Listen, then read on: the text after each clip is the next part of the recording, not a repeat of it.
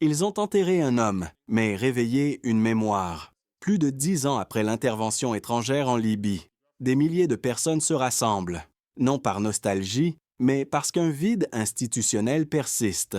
Pourquoi cela vous concerne-t-il? Et pourquoi Ibrahim Traoré y voit-il un signal stratégique majeur? Le message dépasse l'hommage.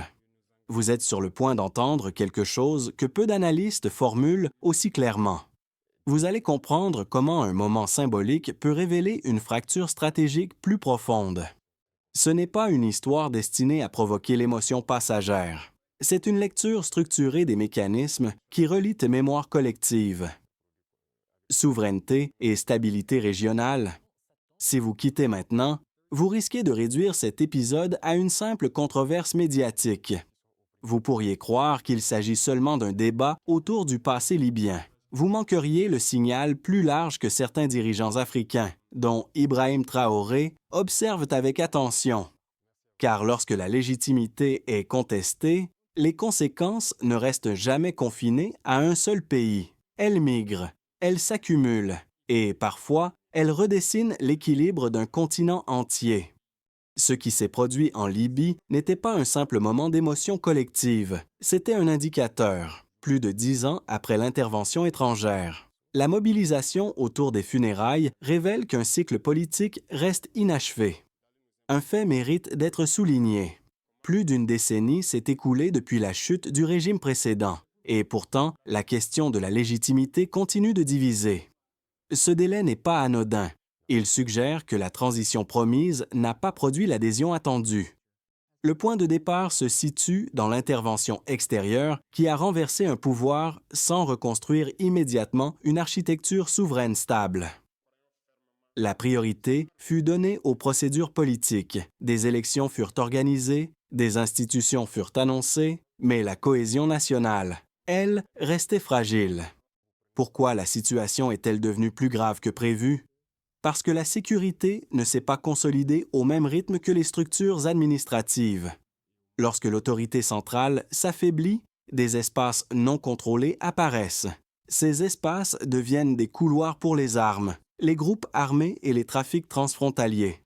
Les premiers touchés furent les communautés locales. Dans certaines régions, la protection quotidienne s'est réduite. L'économie informelle a pris le relais là où l'État reculait. Ce décalage entre promesses institutionnelles et réalité vécue a nourri un sentiment diffus d'inachevé. Ibrahim Traoré observe cette dynamique avec attention. Pour lui, le cas libyen n'est pas isolé.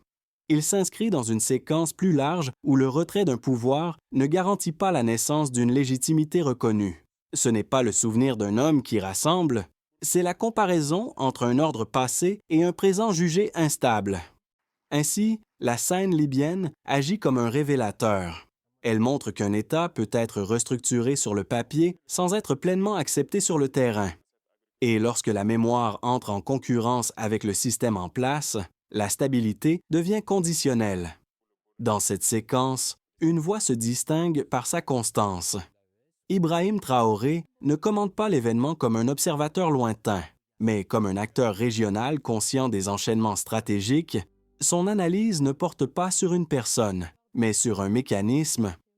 Il rappelle que la souveraineté ne se décrète pas. Elle se consolide par la capacité d'un État à protéger son territoire, à garantir la sécurité quotidienne et à maintenir une continuité institutionnelle crédible.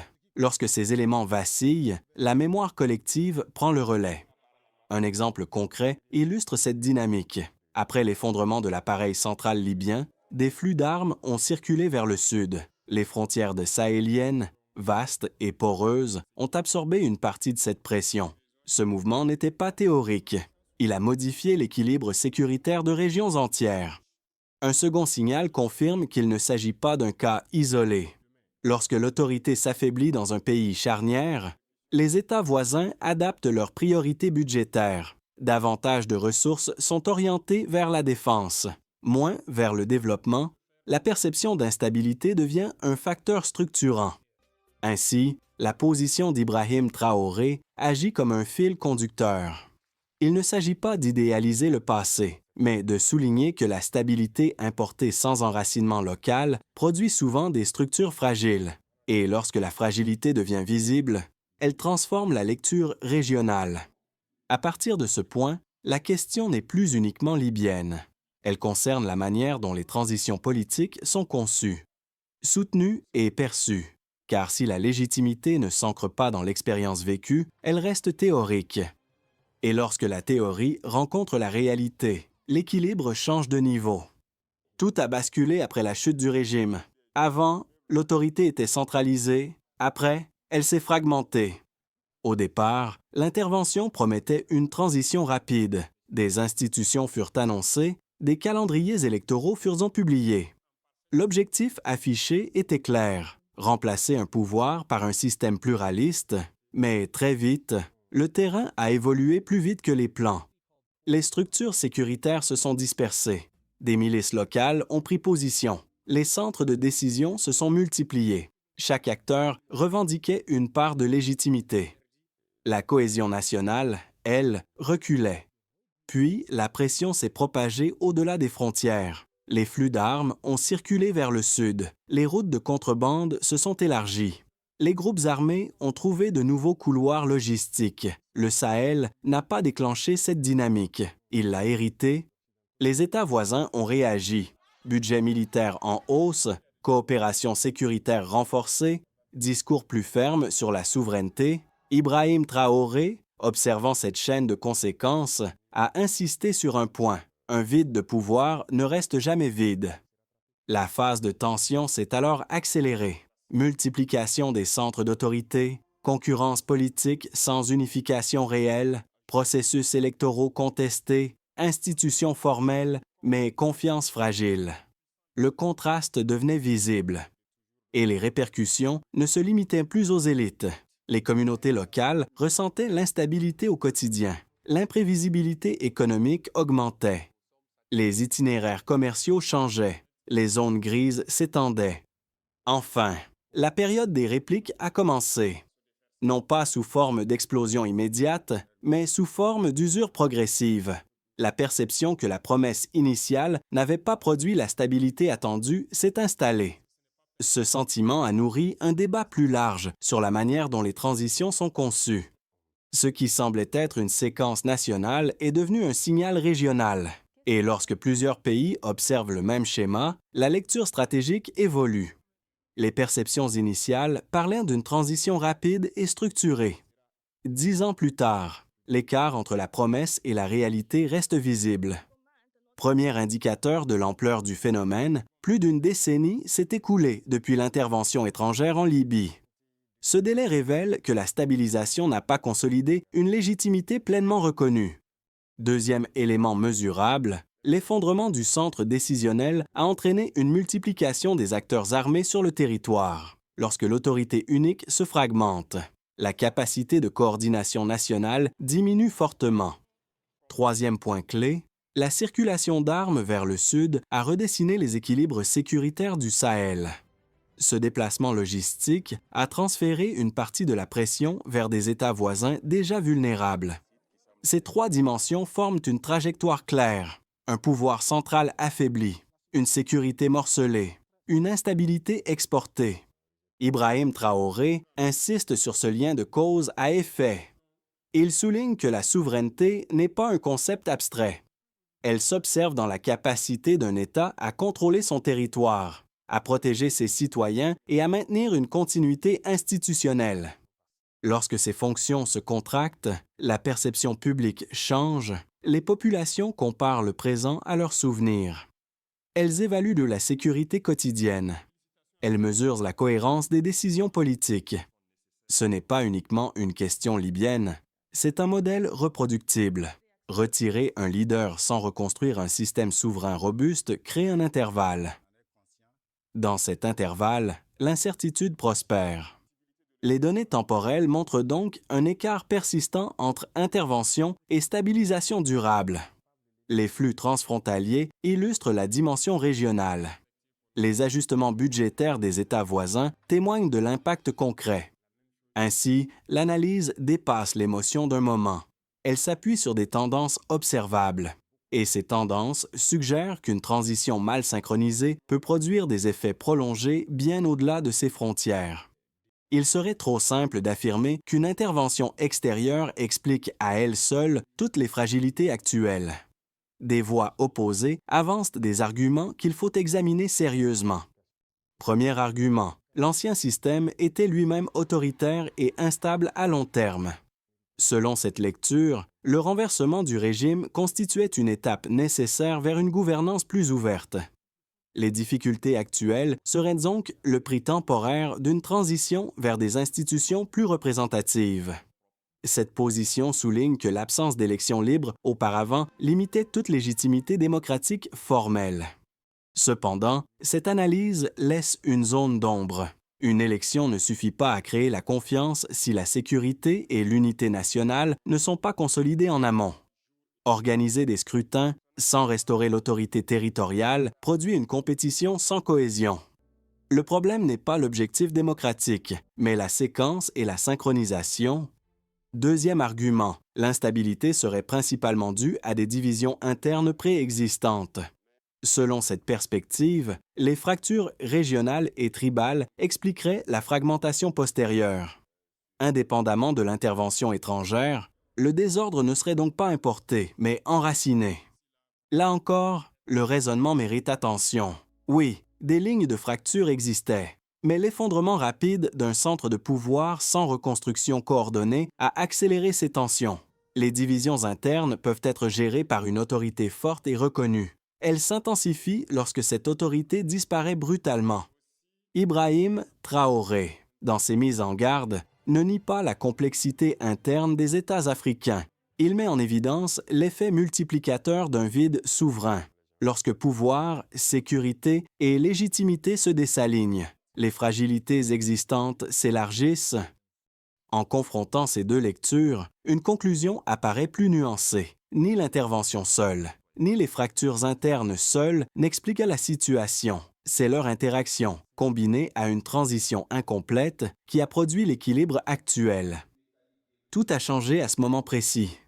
La mobilisation autour des funérailles n'a pas seulement ravivé un souvenir. Elle a transformé la lecture politique de la situation. Ce n'était plus un débat sur un ancien dirigeant. C'était une interrogation collective sur la légitimité actuelle. Ce glissement est décisif. Tant que l'analyse restait centrée sur le passé, le cadre demeurait historique, dès que la question s'est déplacée vers le présent. Le terrain est devenu stratégique. Ibrahim Traoré a perçu cette bascule lorsque des foules s'expriment sans slogan offensif ni organisation partisane visible. Le message devient plus difficile à disqualifier. Ce qui surprend n'est pas l'émotion, c'est la retenue. Aucune armée n'a mobilisé ces personnes. Aucun appareil politique centralisé n'a orchestré la scène. Le symbole a circulé seul, et un symbole partagé agit comme un indicateur silencieux. À partir de là, la question n'est plus de savoir si un système a été remplacé. Elle devient, le nouveau système est-il reconnu comme légitime par ceux qui le gouvernent? Cette interrogation dépasse la Libye. Elle touche l'ensemble des transitions observées dans plusieurs régions africaines. La conséquence immédiate est un changement d'attention. Les partenaires internationaux ne regardent plus seulement les procédures institutionnelles, ils observent la perception populaire. Et lorsque perception et narration officielle divergent, un espace critique s'ouvre. Ce moment agit donc comme un point médian. Il marque la fin d'une lecture linéaire de la transition et l'entrée dans une phase d'évaluation plus profonde. À partir de ce point, les conséquences cessent d'être symboliques. Elles deviennent concrètes. Pour l'État libyen, la première pression est institutionnelle. La fragmentation du pouvoir complique la prise de décision. L'autorité centrale peine à imposer une cohérence sécuritaire sur l'ensemble du territoire. Cette difficulté affaiblit la crédibilité des engagements internationaux et réduit la capacité de planification à long terme. Les entreprises subissent un autre type d'impact. L'imprévisibilité sécuritaire augmente les coûts d'opération. Les chaînes logistiques deviennent moins fiables. Les investisseurs exigent des garanties supplémentaires. Lorsque le risque perçu s'élève, le capital devient plus prudent. Les citoyens ressentent ces effets au quotidien. L'incertitude économique modifie les choix d'emploi et de mobilité. La confiance dans les institutions fluctue. Les attentes envers l'État évoluent. surtout chez les jeunes générations qui comparent promesses et résultats concrets. À l'échelle régionale, l'onde de choc est plus diffuse mais réelle. Les flux d'armes et de combattants ont déjà traversé certaines frontières sahéliennes. Les États voisins adaptent leur budget et renforcent leurs dispositifs sécuritaires. Ce réajustement détourne des ressources qui auraient pu être consacrées au développement. Ibrahim Traoré souligne ce lien systémique. Lorsqu'un pays charnière traverse une transition inachevée, l'équilibre régional se modifie, les priorités changent, les alliances se recalibrent. La notion même de souveraineté devient un sujet central de débat public. Ainsi, l'événement libyen ne reste pas circonscrit à son territoire. Il agit comme un révélateur pour d'autres nations africaines confrontées à des questions similaires. Comment concilier réformes politiques, sécurité effective et légitimité reconnue? Les répercussions se déploient à plusieurs niveaux: institutionnel, économique, social, régional. Et une fois déclenchées, elles ne s'effacent pas rapidement. Si la trajectoire actuelle se poursuit, le scénario le plus probable reste une stabilisation lente mais incomplète. Les institutions continueront d'exister formellement, les partenaires internationaux maintiendront leur engagement. Toutefois, la confiance populaire progressera par étapes, sans rupture décisive. L'équilibre sera fonctionnel, mais fragile. Un scénario plus optimiste est envisageable. Il supposerait une consolidation réelle de l'autorité sécuritaire et une meilleure coordination institutionnelle. Les acteurs politiques accepteraient un compromis durable. Les investissements reviendraient progressivement si la perception du risque diminuait. Dans ce cas, la transition pourrait enfin produire la cohésion attendue. Le scénario le plus préoccupant serait celui d'une fragmentation prolongée. Si les rivalités internes persistent et que la légitimité demeure contestée, l'usure institutionnelle pourrait s'accentuer. Les ajustements sécuritaires régionaux deviendraient plus coûteux. La confiance internationale s'éroderait davantage. Un tel enchaînement renforcerait les tensions au-delà des frontières. Ibrahim Traoré met en garde contre cette dernière option. Il rappelle que les transitions mal calibrées produisent des effets différés. Ce qui semble gérable aujourd'hui peut devenir instable demain si les fondations restent incomplètes. L'enjeu n'est donc pas de prédire avec certitude l'issue. Il est de comprendre que chaque scénario dépend de décisions présentes. La direction choisie maintenant déterminera la solidité de l'équilibre futur. Après avoir examiné les dynamiques institutionnelles et régionales, une question plus personnelle se pose. Que signifie réellement cette évolution pour celui ou celle qui observe cette situation depuis l'extérieur? Pour ceux qui suivent attentivement l'actualité africaine, cette séquence offre un avantage. Elle permet d'anticiper les recompositions stratégiques. Comprendre les liens entre souveraineté, sécurité et légitimité aide à lire les signaux faibles avant qu'ils ne deviennent des crises visibles. Toutefois, cette lucidité exige de rester attentif aux évolutions concrètes plutôt qu'aux seuls récits officiels. Pour ceux qui sont indirectement concernés, notamment à travers des partenariats économiques ou des engagements institutionnels, l'impact peut être plus discret mais réel. Les fluctuations sécuritaires influencent les investissements, les échanges et les priorités budgétaires. Se préparer signifie diversifier les analyses. Intégrer le facteur régional et accepter que les transitions prennent plus de temps que prévu. Enfin, pour ceux qui considèrent ces événements comme éloignés, le risque est de sous-estimer l'effet cumulatif des instabilités régionales. Les chaînes d'interdépendance économiques et sécuritaires rendent les frontières plus perméables qu'elles n'y paraissent. Ignorer ces signaux peut conduire à une lecture partielle de réalités qui finissent par avoir des répercussions plus larges. Ibrahim Traoré insiste sur cette dimension. Comprendre ces évolutions n'est pas un exercice académique, mais une manière de ne pas être surpris par les réajustements futurs. Quel que soit le positionnement, saisir la logique à l'œuvre permet de rester acteur de sa propre compréhension. Les solutions ne peuvent pas rester théoriques. Elles doivent être structurées, séquencées et mesurables. Au niveau étatique, la priorité consiste à rétablir une autorité sécuritaire cohérente sur l'ensemble du territoire. Cela implique une coordination claire des forces de sécurité, une chaîne de commandement unifiée et un calendrier public de consolidation institutionnelle. Le succès se mesure par la réduction des zones hors contrôle et par une amélioration perceptible de la sécurité quotidienne. Pour les organisations régionales et les partenaires internationaux, l'enjeu est d'adapter les cadres de coopération. Les modèles standardisés doivent être ajustés au contexte local. Les programmes d'appui devraient être évalués non seulement sur la conformité procédurale, mais sur les résultats concrets, stabilité mesurable, confiance institutionnelle, continuité administrative. Les entreprises et les acteurs économiques ont également un rôle: diversifier les partenariats, investir dans la résilience logistique et intégrer les risques régionaux dans leurs projections permet de limiter l'exposition aux chocs. Les indicateurs clés restent la stabilité contractuelle et la prévisibilité réglementaire. Enfin, les citoyens et les communautés locales participent indirectement à cette consolidation. L'engagement civique, la demande de transparence et la vigilance face aux récits simplificateurs contribuent à renforcer la légitimité interne. Le progrès se mesure par l'augmentation de la participation et par une confiance accrue dans les mécanismes nationaux. Ibrahim Traoré rappelle que la souveraineté n'est durable que si elle est soutenue à plusieurs niveaux simultanément. Les décisions centrales.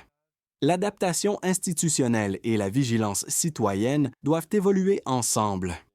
Les orientations existent, leur mise en œuvre déterminera la solidité de l'équilibre futur.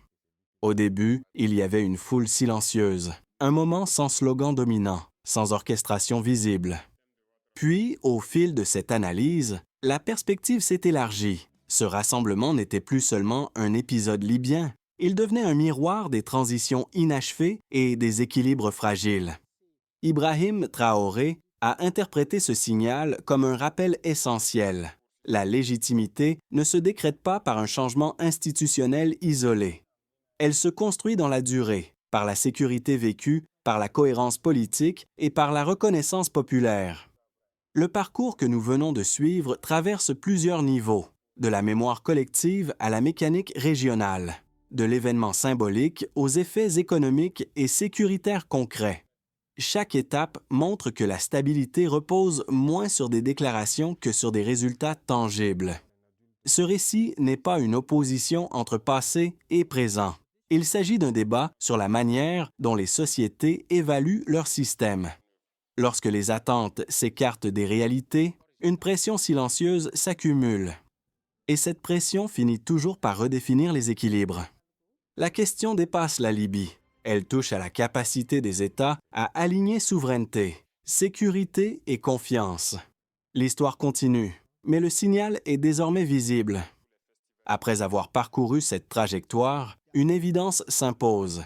Chaque société interprétera ces signaux selon sa propre expérience. Certains y verront un avertissement, d'autres une opportunité de réajustement. Tous, cependant, sont confrontés à la même question de fond. Si vous estimez que cette analyse mérite d'être entendue plus largement, partagez-la avec ceux qui s'intéressent à l'avenir stratégique de l'Afrique et à l'équilibre entre souveraineté et coopération. Une discussion éclairée vaut davantage qu'un débat polarisé. Il ne s'agit pas d'imposer une conclusion unique, il s'agit d'ouvrir un espace de réflexion plus exigeant. Car comprendre les mécanismes derrière les symboles permet d'éviter les lectures superficielles. Selon vous, quel élément est le plus déterminant pour qu'une transition politique produise une légitimité durable, la sécurité, les institutions ou la confiance populaire? La conversation ne s'arrête pas ici, elle commence peut-être à peine.